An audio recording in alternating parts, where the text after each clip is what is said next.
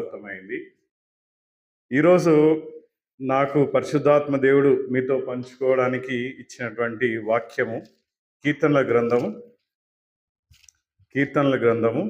132వ అధ్యాయం. కీర్తనల గ్రంథము 132వ అధ్యాయము. మార్చి చదువుకుందామండి. 132వ అధ్యాయము. యెహోవా దావీదునకు కలిగిన బాధలన్నిటినీ అతని పక్షమున జ్ఞాపకం చేసుకొనుము.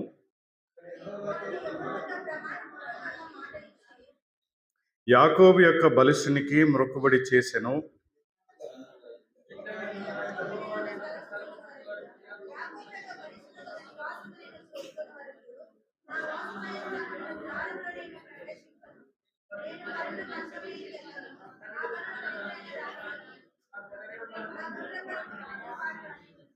అది ఎఫ్రాతాలో నున్నదని మేము వింటిమి. యాయేరు పొలంలో అది దొరికెను.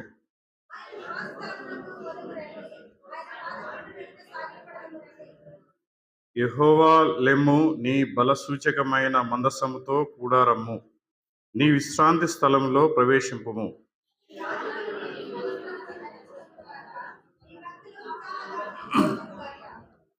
నీ సేవకుడైన దావీదు నిమిత్తము నీ అభిషిక్తునికి విముఖుడమై ఉండకము.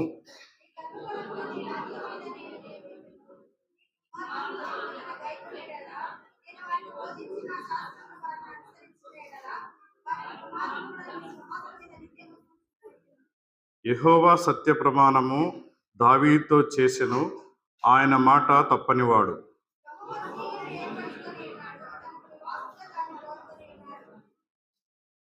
ఇది నేను కోరిన స్థానము, ఇది నిత్యము నాకు విశ్రమ స్థానముగా నుండును. ఇక్కడనే నేను నివసించెదను.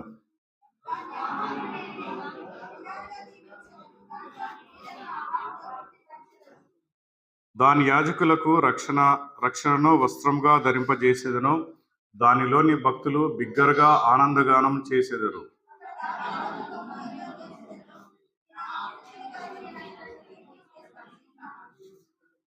అతని శత్రువులకు అవమానమును వస్త్రముగా ధరింపజేసేదను. అతని కిరీటము అతని మీదనే ఉండి తేజరిల్లును అనెను. దేవుడి వాక్యమును మనందరి వినికిడిలో ఆస్వాదించునుగాక. ఆమేన్.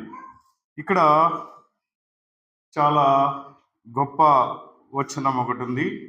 అది మనం ప్రతిరోజు చేయాల్సినటువంటి ఒక ప్రార్థనగా ఉంది.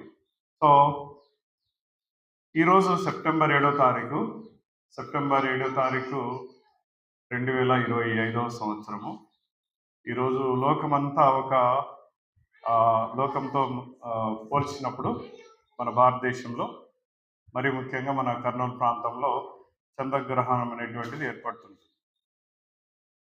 సో బైబిల్లో ఈ గ్రహణానికి సంబంధించిన ఏమైనా ఆనవాళ్ళు ఉన్నాయా అని ఒకసారి నాకు దేవుడు తలంపు ఇచ్చాడు.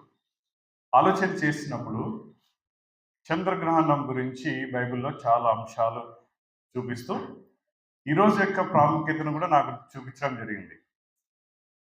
చరిత్రలో సెప్టెంబర్ 7వ తారీఖు ముఖ్యమైనటువంటి ఒక అంశం ఏంటంటే, రోమా సామ్రాజ్య విస్తరణలో భాగంగా యేసుక్రీస్తుల వారిను సిలువకు అప్పగించిన తర్వాత, ఆ పునరుత్థానం అయిన తర్వాత ఆ ప్రాంతానికి ఒక సైనిక అధికారి వస్తాడు. ఆయన ఎవరంటే టైటస్, రోమా సామ్రాజ్య జనరల్.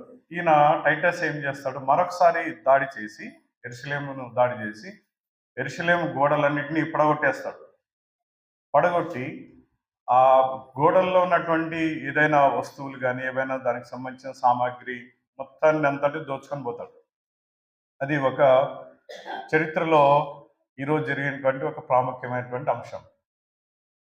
మన విషయంలో కూడా దేవుడు మనల్ని ఎందుకు ఈ అంశాన్ని గుర్తు చేయమని నాకు అనిపించిందంటే, ప్రతిరోజు మనము ప్రతి ఒక్క విషయాలపైన ప్రభావితమవుతూ ఉంటున్నాం. అది వ్యక్తిగతంగా కానీ, కుటుంబంగా కానీ, లేదా సంఘంగా కానీ, ఏదో ఒక సందర్భంలో ఒకరి దాడి వల్ల మనము బాధలోకి వెళ్ళే సందర్భంగా ఉంటున్నాం. కాబట్టి దేవుడు మనల్ని ఏం చేస్తున్నాడంటే, మనకు తన యొక్క ప్రాముఖ్యతను గుర్తు చేస్తుంటున్నాడు. మనం చదువుకున్నటువంటి ఈ వాక్యము చెర విడబడిన తర్వాత, ఆ ఫిలిస్తీన్ల చెర నుంచి విడుదల చెందిన తర్వాత ఆ యొక్క మందసము ఎఫ్రతా మందిరం అక్కడ ఉంటుందని చెప్పేసి తెలుసుకున్న తర్వాత వారంతా అంతవరకు పాపంలో ఉన్నటువంటి వాళ్ళు, విగ్రహారాధికులుగా ఉన్నటువంటి వాళ్ళు ఒక్కసారిగా దేవుని వైపు తిరుగుతారు. తిరిగినప్పుడు అంటే మేము చేసినటువంటి తప్పులన్నీ చాలా ఉన్నాయి, దేవుడు మమ్మల్ని కరుణిస్తాడా, దేవుడు మమ్మల్ని దగ్గరకు తీసుకుంటాడా అని భయంతోనూ భక్తితోనూ ఆలోచన చేస్తున్నటువంటి సందర్భం అన్నమాట. ఈ అంశాన్ని దైవ పండితులు లేదా వేదాంత పండితులు, బైబిల్ స్కాలర్స్ ఏమని చెప్తారంటే 2 భాగాలుగా చేస్తారు. మొదటి భాగము అనుమానంతో దేవుని వైపుకు రావాలన్నటువంటి ఆలోచన కలిగినటువంటిది. రెండోది దేవుడు వారి యొక్క జీవిత చరిత్ర లేదా ఇజ్రాయెల్ జనాంగంలో ఇచ్చినటువంటి వాగ్దానాలన్నింటినీ నెరవేరుస్తాడా అనేటువంటి ఆలోచనలతో వాళ్ళు ముందుకు వస్తారు. ఆ యొక్క భాగంలో మూలాంశంగా 7వ వచనం, 132వ అధ్యాయము 7వ వచనము, ఆయన నివాస స్థలమునకు పోదాం రండి, ఆయన పాదపీఠం ఎదుట సాగిలపడదాం రండి. ఆయన నివాస స్థలం దగ్గరికి పోదాం రండి, ఆయన పాదపీఠం ఎదుట సాగిలపడదాం రండి అని చెప్తారు. మొట్టమొదటి అంశము, ఈ భాగాన్ని గమనించినప్పుడు దేవుడు నాకు ఇచ్చినటువంటి తలంపు ఏంటంటే, అసలు ఎందుకు వాళ్ళు అంతవరకు గొప్ప గొప్ప సూచక్రియలన్నింటిని చూసినారు. సముద్రము, ఎర్ర సముద్రం 2 పాయలుగా చీలడం, తెగుళ్లను అందరూ ఈజిప్టు జనాంగం అంతటికి ఫేస్ చేసినప్పటికీ ఇజ్రాయెల్ జనాంగంలో ఎవరు చనిపోలేదు, ఒక్కరూ చనిపోలేదు. వాళ్ళకు ఉన్నటువంటి బట్టలు నలగలేదు, చెప్పులకు ఉన్నటువంటి నార కూడా చినిగిపోలేదు. అంత గొప్పగా నడిపిస్తూ వారిని పోషిస్తూ బయటికి తీసుకొచ్చినప్పటికీ వారిలో ఉన్నటువంటి బలహీనతను బట్టి పడిపోయి దేవునికి వ్యతిరేకంగా ఉన్నప్పుడు ఆ బాధను తట్టుకోలేక ఒకసారి ఏం చేస్తారు, యెహోవా దేవుడు వారినందరినీ నాశనం చేయాలని ప్రయత్నం చేస్తాడు. అప్పుడు మోసే బతిమాలుకొని నీవు ఏర్పరచుకున్న జనాంగంని నీవే నాశనం చేస్తే ఈ ప్రజలు, ఈ యొక్క అన్యజనులు లేదా ప్రపంచం అంతటి కూడా ఒక మీ యొక్క ఉనికి అనేటువంటి ఉండదు దేవా, ఏ విధంగా అయినా వారిని రక్షించు అని బతిమాలుకుంటాడు. బతిమాలుకున్నప్పుడు జ్ఞాపకం చేసుకోవడానికి ఈ యొక్క ఆజ్ఞలను ఏర్పాటు చేసి వారిని నడిపించడానికి పగలు మేఘస్తంభం గాను, రాత్రి అగ్నిస్తంభం గాను దేవుడు నడిపిస్తాడు. నడిపించిన యొక్క అన్నిటికీ చరిత్ర ఆధారాలు ఉన్నాయి, ప్రతిదానికి చరిత్ర ఆధారాలు ఉన్నాయి. రీసెంట్గా కూడా చరిత్రకారులు, సైంటిస్టులు, భౌగోళిక శాస్త్రవేత్తలన్నింటినీ వాటిని వెలుగులోకి తీసుకురావడం జరిగింది. ఆ సీనాయి కొండపైన యెహోవా వారు అగ్ని రూపంలో దిగడము, దానికి సంబంధించినటువంటి ఆధారాలు ఉన్నాయి. లోతు భార్య ఉప్పు స్తంభంగా ఏర్పాటు కావడము, దానికి సంబంధించిన ఆధారాలు ఉన్నాయి. ఆ యొక్క రథాలు లోపలికి పోయినప్పుడు ఎర్ర సముద్రం కప్పబడ్డము, దానికి సంబంధించిన ఆధారాలు ఉన్నాయి. వాటికన్నిటికంటే గొప్ప ఆధారము యేసయ్య వారు మానవ రూపంలో వచ్చి మన నిమిత్తమై బలియాగంగా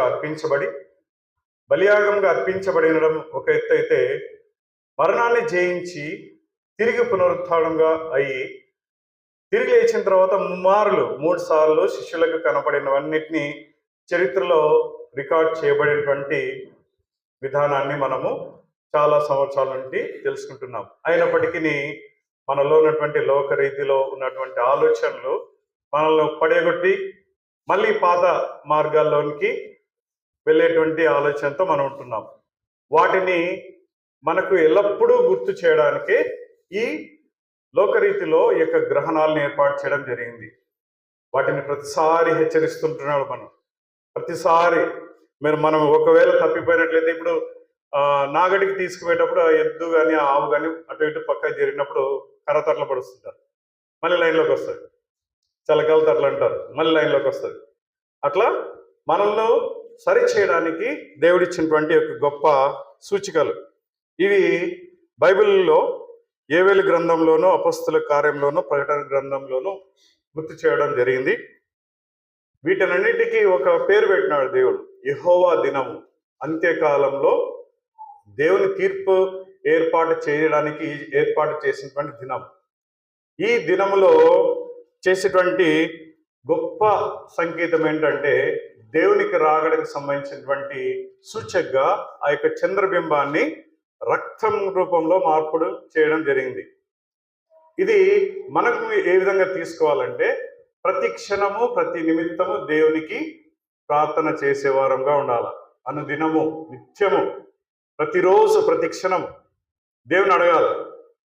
దేవుని అడిగి మనము దాని నుండి తప్పించబడడానికి ఏ విధంగా అయితే ఆ యొక్క రాజులు వచ్చి యెరూషలేము ప్రాంతం అంతటిని ధ్వంసం చేసి దానిలో ఉన్నటువంటి ప్రశస్తమైనటువంటి తీసుకొని వెళ్ళారో, దేవుడు మన నిమిత్తమే ఏర్పాటు చేసినటువంటి ఆశీర్వాదాలన్నింటినీ ఎత్తుకెళ్ళడానికి సైతాను మన చుట్టూ తిరుగుతుంటాడు.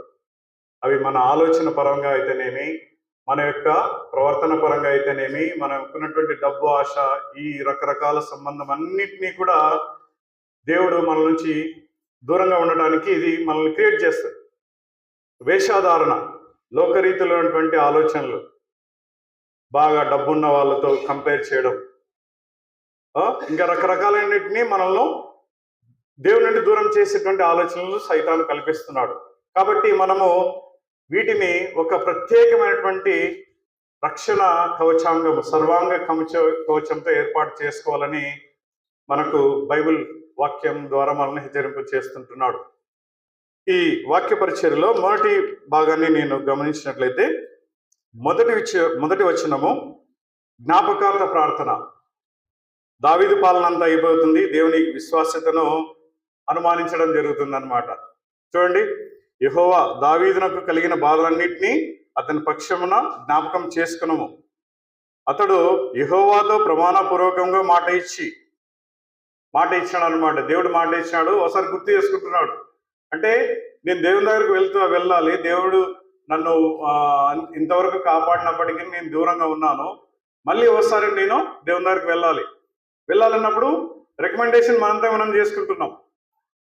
అట్లా మనల్ని దేవుని వైపు నడిపించడానికి వాక్యాన్ని ఆధారంగా చేసుకోవాలి. వాక్యం అంటే మనకు దేవుడు ఏర్పాటు చేసినటువంటి విషయాన్ని గుర్తు చేసుకోవడం, అది మొదటి వచ్చింది. రెండవది, ఈ వాగ్దానాన్ని గుర్తు చేసుకుంటూ దేవుని సన్నిధిలోకి రావడం. దేవుని సన్నిధిలోకి వస్తున్నామంటే మన యొక్క గత చరిత్రకు సంబంధించిన అన్నిటినీ వదులుకొని రావాలి. పాత స్థితిలో ఉన్నటువంటి మన స్థితిని అన్నిటిని వదులుకొని రావాలి. ఆలోచన విధానాలు, మన యొక్క జీవన శైలి విధానాలు అన్నిటిని వదులుకొని దేవుని వైపు నడిపింపబడాలి. ఎప్పుడైతే దేవునిలోకి వచ్చి అంటున్నామో దేవుని యొక్క వాగ్దానాలన్నింటినీ గుర్తుకొస్తాయి. యెహోవా మందిరంలో ఒక దినం గడుపుట 1000 దినముల కంటే శ్రేష్టమని వాక్యం చెప్తుంటుంది. ఒక రోజు గడపడం అనేటువంటిది 1000 దినములు. వారిని తరతరాలుగా ఆశీర్వదిస్తారని వాక్యం చెప్తుంది. నిత్యము వారిని పోషించే దేవుడుగా ఉంటున్నాడు. పోషించే దేవుడు అంటే మన యొక్క మన యొక్క లోకరీతిని కాదు, మనకు దేవుడిచ్చేటువంటి నిత్య జీవంలోకి తీసుకువెళ్ళేటువంటి ఆ యొక్క పోషణ, అది వాక్యం చేత, ఆత్మ సంబంధమైనటువంటి ఆహారం చేత మనల్ని పోషించడానికి ఆశ కలిగి ఉంటున్నాడు అని దేవుని యొక్క వాక్యం చెప్తుంది. ఇది మనం పదే అభ్యర్థన చేయాలి, ప్రతి క్షణం చేయాలి, ప్రతిరోజు చేయాలి, నిత్యము చేస్తుండాలి. ఇది 10వ వచనము 1వ వచనాన్ని జ్ఞాపకం చేసుకుంటుంది. దానికి కనెక్టివ్ లింక్గా ఉన్నటువంటి వాక్యమే 7వ వచనము. ఆయన నివాస స్థలం నాకు పోదాం రండి, ఆయన పాదపీఠం ఎదుట సాగిలపడదాం రండి. నివాస స్థలం అంటే ఇంకా కంప్లీట్గా ఒక విశ్రాంతి స్థలం, ఎటువంటి అనుమానాలు లేదు, ఎటువంటి తొందరపాటు లేదు, ఒక ప్రత్యేకమైనటువంటి స్థలం కదా. రోజంతా పనిచేసి అలసిపోయి వచ్చినట్టు నేను గుడిసెలోకి రాగానే అమ్మయ్య ఒక నెమ్మది, సమాధానము మనకు దేవుడు కలుగజేస్తున్నాడని మనము నిమ్మలంగా ఉంటాం.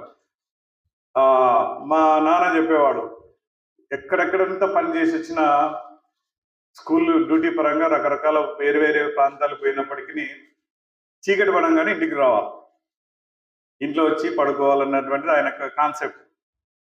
చనిపోయే ముందు కూడా హాస్పిటల్లో నేను ఏం జరిగినా కానీ నాకు నా ఇంట్లో ఉంటే బాగుంటుంది అని ఒక పెద్దవాళ్ళకి ఇప్పటికీ కొంచెం అదొక ఆలోచన ఉంటుంది. కాబట్టి మన యొక్క నివాస స్థలం ఏంటంటే దేవుని సన్నిధిలో ఉండడం. దేవుడే మనకు నివాస స్థలంగా ఉన్నాడు.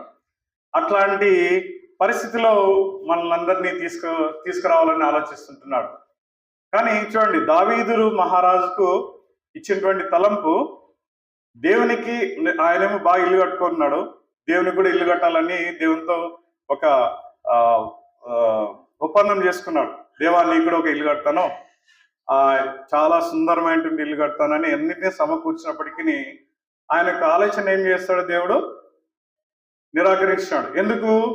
నీ యొక్క చేతులు రక్తంతో తడిచినవి, నీవు ఎప్పుడు యుద్ధాలు చేస్తుంటున్నావు, కాబట్టి నీవు అర్హుడవు కాదు కాబట్టి నీవు సమకూర్చిన వాటినన్నింటినీ నీ తదంతరం వచ్చేటువంటి సొలొమోను మహారాజు ఆలయాన్ని కడతాడు, ఆ ఆలయంలో నేను నివసిస్తానని చెప్తాడు. అది పాత నిబంధన గ్రంథంలో సంబంధించినటువంటిది. అదే యేసయ్య వారు వచ్చిన తర్వాత మనకిచ్చినటువంటి గొప్ప ధన్యత ఏంటంటే, విరిగి నలిగిన హృదయంలోనే ఆయన నివసిస్తుంటున్నాను అని చెప్తాడు. విరిగి నలిగిన హృదయం అంటే మనదే. ఎవరికి ఎన్నికలైనటువంటి వారంగా ఉన్న వాళ్ళము, సమాజంలో తృణీకరించబడినటువంటి వారము, ఎవరు కూడా మనల్ని దగ్గర చేర్చినటువంటి వారు, వీరన్నింటినీ కూడా ఒక చోట చేర్చినప్పుడు ఆ యొక్క జనాంగ మధ్యలో మన హృదయంలో దేవుడు ఉండాలని ఇష్టపడుతుంటున్నాడు. ఆ యొక్క హృదయంలో దేవునికి తప్ప ఇంక ఏది వ్యతిరేకంగా ఉన్నా కూడా విగ్రహారాధనే. ఒక పోత విగ్రహాన్ని లేదా ఒక చేతితో తయారు చేసిన దాన్ని పూజించడమే కాదు, అది విగ్రహారాధన మామూలుగానే అవుతుంది. దేవునికి వ్యతిరేకంగా ఏ ఆలోచన వచ్చినా కూడా అది విగ్రహారాధనే. అది అపొస్తలుల కార్యంలో, కొత్త నిబంధన గ్రంథంలో ప్రతి చోట ఉంటుంది. అది దేవుడు ఒక్కడే సర్వాధికారి, సృష్టించబడినటువంటి దేవుని మాత్రమే పూజించాలన్నటువంటిది దేవుడు ఆశ కలిగి ఉంటున్నాడు. మనల్ని అట్లాంటి బిడ్డలుగా, మన సంతానంగా మనల్ని ఉంచాలని ఆశ కలిగి ఉంటున్నాడు. ఇందాక పాట పాడుకున్నాం, చివరి వచ్చినాం, మనం ఆయన సంతానం అంటే ఎట్లాంటి గొప్ప ధన్యత మనకి ఇస్తుంటున్నాడు. కాబట్టి మనము నిత్యము దేవుణ్ణి జ్ఞాపకం చేసుకునే వారంగా, దేవుని స్తుతించే వారంగా ఉండాలనేటువంటిది దేవుని ఆశ కలిగి ఉన్నాడు. కాబట్టి మనము ఆయన యొక్క నివాస స్థలం దగ్గర పోదాం రండి, ఆయన పాదపీఠం ఎదుట సాగిలపడదాం రండి అని మనకు దేవుడు మరొకసారి గుర్తు చేస్తుంటున్నాడు. ఎప్పుడైతే ఆ ఎఫ్రాతాలో మందసం ఉందని కనుక్కున్నారో, వాళ్ళలో ఉన్నటువంటి ఆ యొక్క విగ్రహారాధకు సంబంధించిన వాటిని వదిలిపెట్టడం జరుగుతుంది. వదిలిపెట్టిన తర్వాత వారు ఎవరు వెళ్ళాలి, ఎట్లా వెళ్ళాలి అనేటువంటి ఆలోచనలన్నీ చేసి మందసాన్ని తీసుకొస్తారు. నేను వాటి గురించి అందరినీ మాట్లాడడం లేదు, కానీ దాన్ని మనము ప్రస్తుతమైనటువంటి ఈ స్థితిలో మనం ఎట్లా దాన్ని అన్వయించుకోవాలి. ఇంత జనాంగంలో, ఇంత గొప్ప సమాజంలో మనము ఇక్కడ ఉన్నామంటే అది ఆషామాషి కాదు. దేవుడు మనల్ని ఏర్పరచుకున్నాడు. దేవుడు నిన్ను నన్ను పేరు పెట్టి పిలుచుకున్నాడు. నీ కుటుంబం తరపున నిన్ను, నా కుటుంబం తరపున నన్ను, సంఘం తరపున మనలందరినీ ఇక్కడ ఏర్పాటు చేసుకున్నాడు. ఇక్కడ మనము ఏ విధంగా ఉండాలి, మనము దేవునికి సాక్షికరంగా ఉండాలన్నది దేవుని యొక్క ఆశ. మనం ఉన్నటువంటి మనకున్న విగ్రహారాధకులన్నింటినీ తొలగించుకోవాలి. విగ్రహారాధన అంటే చెప్పుకున్న విధంగానే పోత పోసినటువంటి దాన్ని పూజించడం అన్నది దేవునికి హేయము, అది ఎప్పటికీ నచ్చదు. దాంతో పాటుగా చూడండి, కొరింథీయులు రాసినటువంటి మొదటి పత్రిక 8వ అధ్యాయము 4-6 వచనాలు. మొదటి కొరింథీ పత్రిక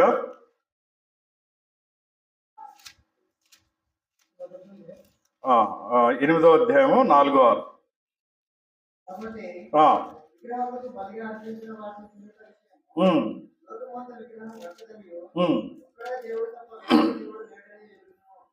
దేవుడు ఒక్కడే. ఆ దేవుడు తర్వాత వచనాల్లో ఎవరు కూడా బయలుపరుస్తుంటున్నాడు. ఆ దేవుడు ప్రభు అయిన యేసుక్రీస్తు. ఆయన ప్రభు, మనకు ప్రభు, ఆయన ఒక్కడే దేవుడని తర్వాత ఆ యొక్క 6వ వచనం చివరి భాగంలో ఉంటుంది. దేవుడు తప్ప మనకు వేరే ఎవరు పూజించడానికి అర్హుడిగా ఉండకూడదు.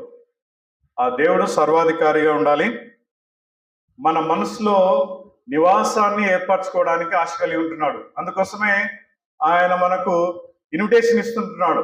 రండి, మీరు వచ్చి నా దగ్గర ఉండండి, నా నివాస స్థలంలో ఉండండి, నేను మీకు సమృద్ధిని కలిగిస్తాను, శాశ్వతమైనటువంటి శాంతిని మీకు అనుగ్రహిస్తానని దేవుడు చెప్తుంటున్నాడు.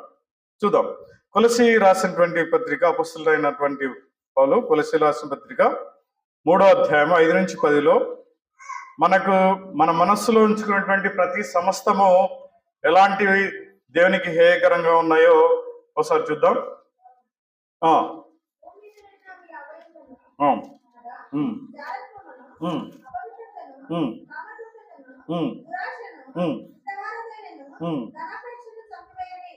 ధనాపేక్షను చంపేయాలి. ఇలాంటి ఆలోచనలన్నిటినీ చంపేయాలి. 3వ వచనము 3వ అధ్యాయం మొదటి నుండి అన్ని గమనించినట్లయితే, భూ సంబంధమైన వాటి మీద మనస్సు పెట్టుకొనకుడి, ఏలైనగా మీరు మృతి పొందితిరి, మీ జీవం క్రీస్తుతో కూడా దేవుని యందు దాచబడి ఉన్నది. మన జీవము క్రీస్తుతో కూడా దాచబడి ఉన్నది. క్రీస్తుతో కూడా దాచబడి ఉన్నదన్నది చాలా గొప్ప మాట. మనకు కావాల్సినంతా కూడా ఆల్రెడీ ప్రిజర్వ్ చేసి పెట్టినారు, అన్ని సంసిద్ధం చేసి పెట్టినారు. మనము అక్కడికి పోవాలా, వెళ్ళాలి, తీసుకోవాలి, దాన్ని ఆనందించాలి అని దేవుడు ఆశ కలిగి ఉంటున్నాడు. అంటే తనతో మనల్ని పోలుస్తున్నాడు అనమాట. తనకు సమాధానంగా ఉన్నటువంటి స్థలంలో మనల్ని కూడా తీసుకెళ్ళి అక్కడ మనల్ని ఆనందింప చేయాలన్నది దేవుని యొక్క ఆశ కలిగి ఉంది. నిత్య జీవము, నిత్యమైనటువంటి ఆనంద లోకంలోకి మనల్ని తీసుకెళ్లాలన్నటువంటిది దేవుని యొక్క ఆశ. అక్కడ వీటన్నిటిని చంపేయాలి. చూడండి, చంపేయాలి. వీటిని డబ్బును చంపేయాలి, అధికారాన్ని చంపేయాలి, సంపదను చంపేయాలి, జారత్వము, అపవిత్రత, మన ఆలోచనలకు సంబంధించిన అన్నిటినీ కూడా చంపేసేయాలి. చంపిన తర్వాత మనము దేన్ని ఉపయోగించుకోవాలి అనేటువంటిది కింద వచనంలో గమనించినట్లయితే, వాటి వలన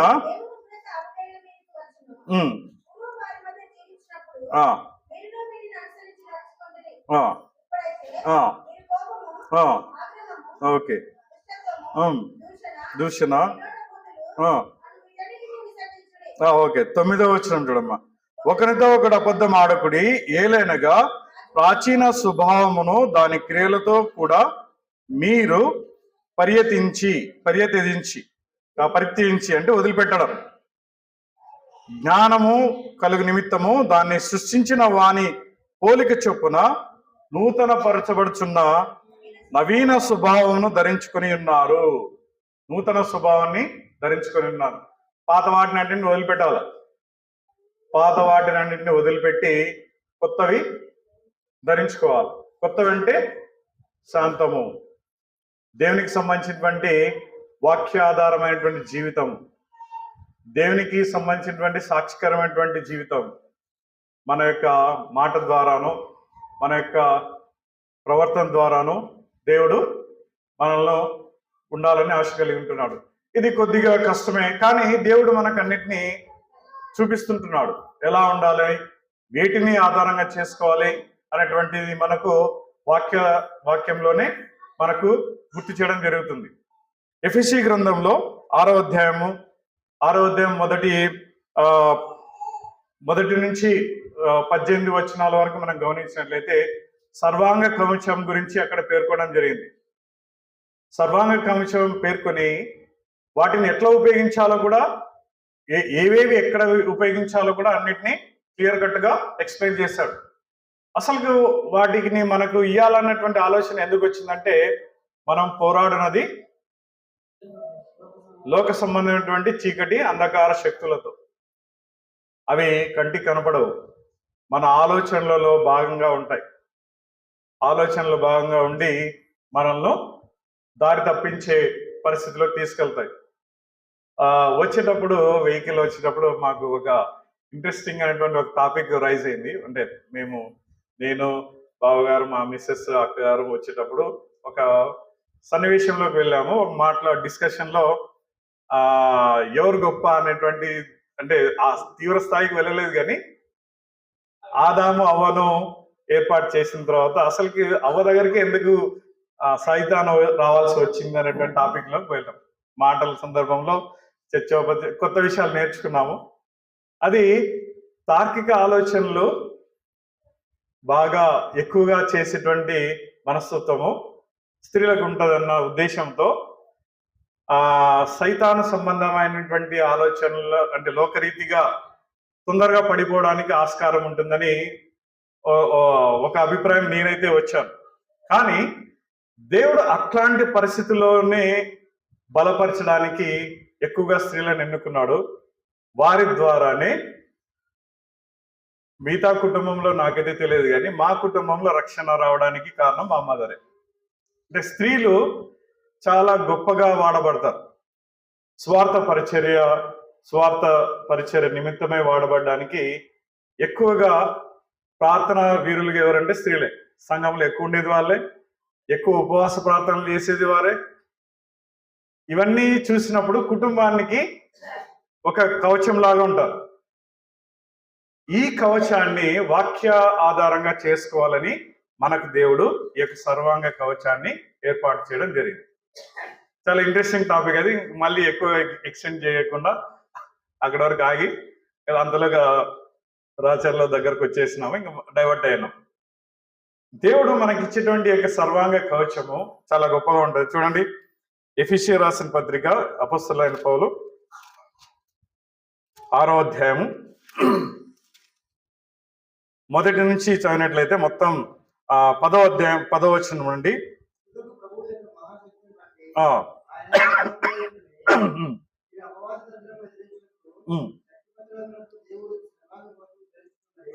శక్తిమంతులు ఉన్నట్లు దేవుడిచ్చు సర్వాంగ కవచమును ధరించుకునడి. ఏలైనగా మనం పోరాడినది శరీరులతో కాదు.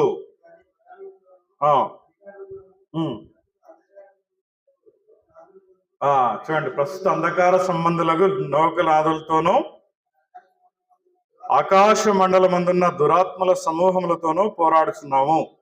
అందుచేతనే మీరు ఆపద్దినమందు వారిని ఎదిరించుటకును సమస్తం నెరవేర్చిన వారై నిలవబడడానికి, అంటే వారిని ఎదుర్కోవడానికి, శక్తివంతులుగా ఉండడానికి దేవుడిచ్చు సర్వాంగ కవచమును ధరించుకునడి. ఏలైనగా మీ నడుమునకు సత్యమును దట్టి కట్టుకుని నీతి అను మైమరును తొడుక్కొని. నీతి అను మైమరుగు సత్యమును దట్టి అంటే ఇది వ్యక్తిగతంగా బలంగా ఉండడం. మన యొక్క శారీరక కోరికలైతేనేమి, నేత్రాశ, జీవపు డంబాన్ని ఎదిరించడానికి మనకు సంబంధించినటువంటి లైంగిక భావోద్వేగ అన్నిటినీ కూడా పూర్తిగా మన స్వాధీనంలోనే ఉంచుకోవాలి. ఆ స్వాధీనంలో ఉంచుకోవడానికి కొద్దిగా కష్టం, కానీ దేవుని వాక్యంతో అది చాలా సులువు. దేవుని వాక్యం చేత చాలా సులువుగా దాన్ని మనం జయించవచ్చు. దాని తర్వాత పాదములకు సమాధాన సువార్త వలనైనా సిద్ధ మనస్సు తొడుక్కొని నిలువబడి, సువార్త విషయమై వాక్యాన్ని ఆధారంగా చేసుకుని నిలబడాలి. ఇట్లా అన్ని విషయాలు చెప్పుకుంటూ వచ్చి మనకు క్రీస్తు తన యొక్క యేసయ్య వారు మనకు మాదిరికరంగా ఉన్నాడు. వాటినన్నిటినీ మనము వ్యక్తిగతంగా మానవ రీతిలో అది జరగలేకపోయిండొచ్చేమో, కానీ మనకు అల్టిమేట్ మాదిరికరంగా ఎవరు మనకు జీవించి ఉన్నారు అంటే, మనకు ఒక గోల్ గా ఉన్న వ్యక్తి ఎవరంటే అది యేసయ్య వారు తప్ప ఇంకెవరు లేదు. యేసయ్య వారు మనకు మానవ రూపంలో వచ్చి అత్యంత మహిమాన్వితమైనటువంటి స్థానం నుండి ఒక పాప రూపంలో వచ్చినటువంటి వ్యక్తిగా మనకు కనబడతాడు. పాప రూపంలో దేవునికి అసహ్యమైనటువంటి స్థితిలో తనంతా అర్పించుకొని మరణాన్ని జయించిన తేజోమయుడిగా, రారాజుగా మనకు కనపడతాడు. అందుకోసమే కీర్తన గ్రంథంలో మొదటి నుండి 47వ వచనం 47వ అధ్యాయంలో చూస్తాం కదా, దేవుని కీర్తించుడి, మన రాజును కీర్తించుడి. దేవుడు సర్వభూమికి రాజై ఉన్నాడు, రమ్యంగా కీర్తనలు పాడి అని ఉంటది. 47వ అధ్యాయం కీర్తన 47, 6, 7 వచనాలు. ఈ భాగం అంతట్లో మనకు కనపడేది ఏంటంటే, మనకు రాజుగా వచ్చేటువంటి వ్యక్తి ఎవరంటే ప్రభు అయిన యేసుక్రీస్తు. 132వ కీర్తన కూడా తిరిగి వచ్చేటువంటి రాజును సూచించేటట్టుగా ఉంది. రెండవ రాకడకు సూచకగా ఉన్నటువంటి వాక్య భాగం ఇది. చాలా మంది గొప్ప పండితులు ఏం చెప్తారంటే, యేసయ్య వారు రెండవ రాకడకు వచ్చిన తర్వాత తను నెరవేర్చాల్సినటువంటి వాగ్దానాలన్నింటినీ మనలో నెరవేరుస్తాడు, దానికి మనము అవకాశాన్ని ఇవ్వాలి అని చెప్పడానికి ఇచ్చినటువంటి వాక్య భాగంగా ఉందని చెప్తారు. అంటే ఆర్భాటంతోనూ సంగీతంతోనూ గొప్ప శబ్దంతో వచ్చేటువంటి ఆ యొక్క దేవుణ్ణి ఎదుర్కోవడానికి మనము ముందు వరుసలో ఉండాలనేది దేవుని యొక్క ఆశ. ఆ ఆశ నెరవేర్చడానికి మనకు క్రీస్తు వాక్యాన్ని మనలో సమృద్ధిగా నివసింపచేయాలనేటువంటిది ఒక ఆశ కలిగి ఉన్నాడు. చూడండి, కొలస్సీయులకు రాసిన పత్రిక 3వ అధ్యాయం 16వ వచనం. సంగీతములతోనూ కీర్తనలతోనూ ఆత్మ సంబంధమైన పద్యములతోనూ ఒకరికి ఒకడు బోధించుచు బుద్ధి చెప్పుచు కృపాసహితముగా మీ హృదయములలో దేవుని గూర్చి గానం చేయుచు సమస్త విధములైన జ్ఞానములతోనూ క్రీస్తు వాక్యము మీలో సమృద్ధిగా నివసింపనీయుడి. ఆ సమృద్ధిగా చేయాలంటే మనం ఎక్కడ ఉండాలి? దేవుని యొక్క పాదపీఠముల దగ్గర ఉండాలి, దేవుని యొక్క నివాస స్థలంలో ఉండాలి. అసలు ఎందుకు ఇవ్వాలంటే మనకు అన్నిటినీ మనం గమనించినట్లయితే క్రీస్తు వారు తప్ప ప్రపంచంలో ఎవరు కూడా వాక్యానుసార నెరవేర్పులో భాగంగా రాలేదు. ఒక క్రీస్తుల వారు తప్ప, క్రీస్తు యేసయ్య వారు తప్ప ఎవరు కూడా వాక్యాన్ని నెరవేర్చిన వారు కాదు. యేసయ్య వారు మాత్రమే బలియాగంగా వచ్చారు, గొర్రెపిల్లగా నిష్కలంకమైన గొర్రెపిల్లగా వచ్చారు, బలియాగంగా అర్పించబడ్డారు, మరణాన్ని జయించినటువంటి రారాజుగా ఉన్నాడు. కాబట్టి ఆ యొక్క యేసయ్య వారు దేవుని మందసానికి సాదృశ్యంగా ఉన్నారు. నూతన బలి పశువుగా, నూతన నిబంధనకు సంబంధించినటువంటి బలి పశువుగా ఉన్నారు. అంతేకాకుండా తిరిగి రానైనటువంటి రారాజుగా విజయోత్సాహంతో మనల్ని తీసుకెళ్ళడానికి వచ్చేటువంటి రాజుగా ఉన్నాడు. కాబట్టి మనము దేవుని యొక్క సన్నిధిలో, దేవుని యొక్క పాదపీఠం ఎదుట సాగిలపడాలని ఆశ కలిగి ఉంటున్నాడు. ఎప్పుడైతే మనం ఆ స్థలంలో ఉంటామో, దేవునితో సంబంధం కలిగి ఉంటామో, అప్పుడు దేవుడు మన యొక్క హృదయాంతరంలో ఉండేటువంటి ఆలయం, ఆ యొక్క హృదయం అనేటువంటి ఆలయంలో వచ్చి నివాసం చేస్తాడు. ఒకరినొకరు సంబంధాన్ని ఏర్పరచుకొని పెళ్లి కుమార్తె వలె మనం ఎదురు చూసేయడానికి రానైనటువంటి వధువు, రానైనటువంటి రారాజుగా ఉన్నటువంటి ఆ యొక్క వరుడు నువ్వు ఏ విధంగా ఎదుర్కోవాలనే ఆశ కలిగి ఉండాలో దేవుడు మనకు నేర్పిస్తుంటున్నాడు. ఇది చాలా గొప్పమైనటువంటి విషయం. ఎందుకంటే హెబ్రీ పత్రికలో 10వ అధ్యాయము 19 నుండి 23 వరకు చెప్పేటువంటి అన్నిటినీ ఒక కూలంకషంగా మనం గమనించినట్లయితే, ఒకసారి చూడండి, హెబ్రీలకు రాసిన పత్రిక 10వ అధ్యాయము 19.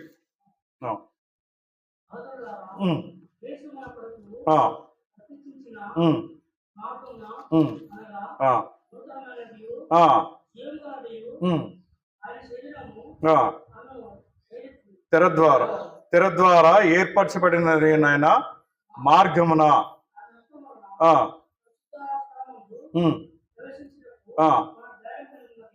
మనకు ధైర్యం కలిగినది. చూడండి సహోదరులారా, యేసు మన కొరకు ప్రతిష్ఠించిన ఆ మార్గం, ఈ మార్గాన్ని ఎవరు ఏర్పాటు చేయలేదు, ఈ మార్గం గుండా ఎవరు మొదటిగా వెళ్ళలేదు, ఈ మార్గం గుండా ఎవరిని అలో చేయడానికి అర్హత లేదు, ఒక యేసయ్య వారికి తప్ప. యేసయ్య వారు అట్లాంటి మార్గాన్ని మన కొరకు ఏర్పాటు చేశారు. వాటి ద్వారా మనం వెళ్ళాలన్నటువంటిది దేవుని యొక్క ఆశ.